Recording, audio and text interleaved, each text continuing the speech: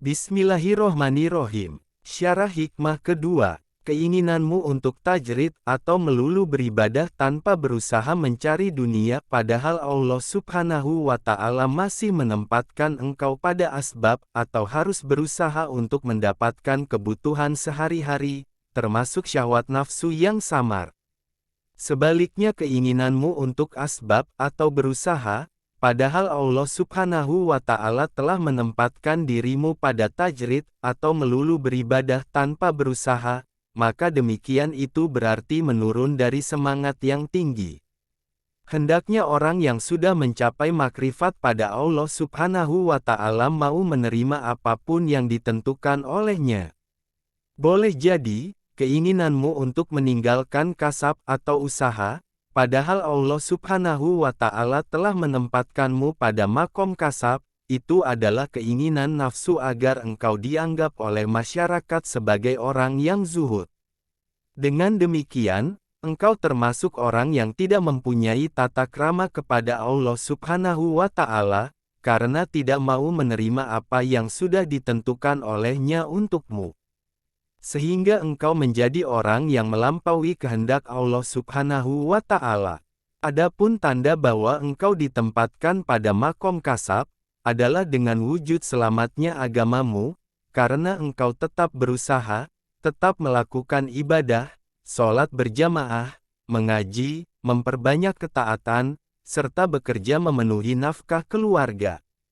Keinginanmu untuk meninggalkan kasab, itu termasuk bujuk rayu iblis, karena sesungguhnya iblis terkadang berucap kepadamu, jika engkau meninggalkan kasab, niscaya engkau menjadi golongan orang-orang yang dicintai oleh Allah Subhanahu wa Ta'ala, menjadi golongan orang-orang yang bertawakal kepadanya, bisa dekat dengannya, dan semakin taat kepadanya. Dan jika engkau menurutinya, maka setelah meninggalkan kasab, engkau akan dilanda kegalauan dalam imanmu, hilanglah ketauhidanmu, bersandar diri pada makhluk, sebab sempitnya rezekimu, dan selalu mengharapkan pemberian makhluk.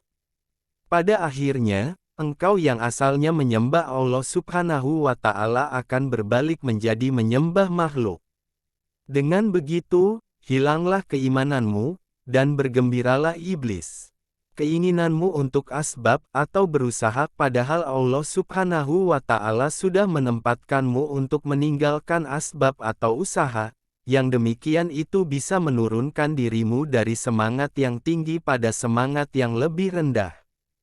Karena setelah engkau mengharap hanya kepada Allah Subhanahu wa Ta'ala disertai dengan keyakinan iman, bahwa hanya Allah lah zat yang maha memberi rezeki, maka engkau akan kembali berharap kepada makhluk.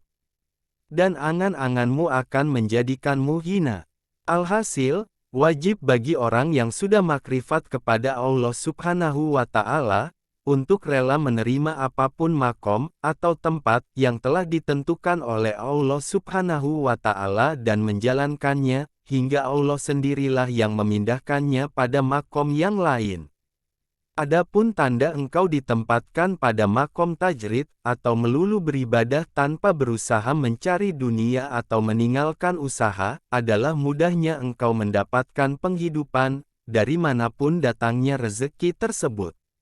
Dengan begitu, engkau tidak mengharap-harapkan pemberian makhluk, tidak tamak terhadap haknya makhluk, dan hati pun tetap tenang meskipun rezekinya sulit. Ketika hatimu telah terpatri hanya kepada Allah Subhanahu wa Ta'ala, istiqomah dalam beribadah, dan tidak meninggalkan ibadah karena sulitnya rezeki, jika engkau sudah demikian, maka wajib bagimu untuk meninggalkan kasab atau usaha dan menerima anugerah yang diberikan oleh Allah Subhanahu wa Ta'ala.